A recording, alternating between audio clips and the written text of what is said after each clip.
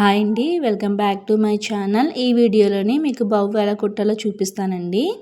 So ఈ cloth length వచ్చేసి 15 ఇంచులు అయితే మార్క్ చేసుకుని ఇలా స్కేల్తో అయితే డ్రా చేసుకొని కట్ చేసుకోవాలండి. ఈ పీస్ని అడ్డంగా ఫోల్డ్ చేసుకొని విడ్త్ వచ్చేసి 9 ఇంచులు అయితే తీసుకోవాలండి.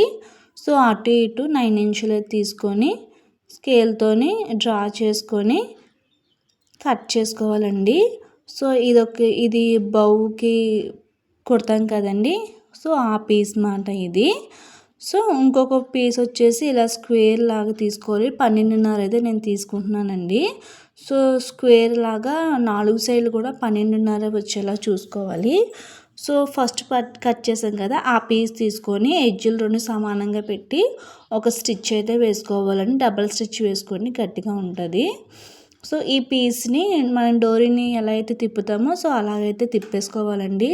సో తిప్పేసుకున్న తర్వాత ఈ మధ్యకండి ఈ 2 ఎడ్జెస్ని ఇలా పెట్టుకొని ప్రిల్స్ పెడతాం కదండి. సో అలా పెట్టుకుంటే సెంటర్కి సో ఇలాగ బౌల్ అయితే తయారవుతుందండి. దీన్ని మనం సూదితో కుట్టుకొని ఒక నాట్ అయితే వేసుకోవాలి.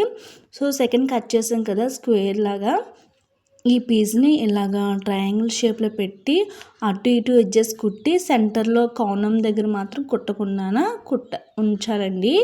సో ఇలా ప్రిపేర్ అవుతుంది కదండి ఈ 2 పీసులు కూడా.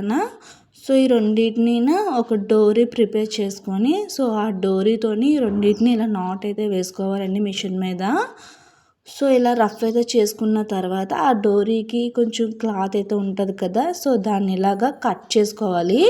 సో కట్ చేసుకున్న తర్వాత దాన్ని మనం తిప్పాలండి. సో ఆ దారపోగులు అవి ఏమీ బయటికి కనిపించకుండా నీట్గా ఉంటుంది. సో ఇలా తిప్పిన తర్వాత ఈ మధ్యలో గ్యాప్ వస్తుంది కదండి, మనం ఏదైనా టిక్ టాక్ పిన్ కానీ హెయిర్ పిన్ కానీ ఇలా పెట్టుకొని మనం హెయిర్కి అయితే పెట్టుకోవాలండి.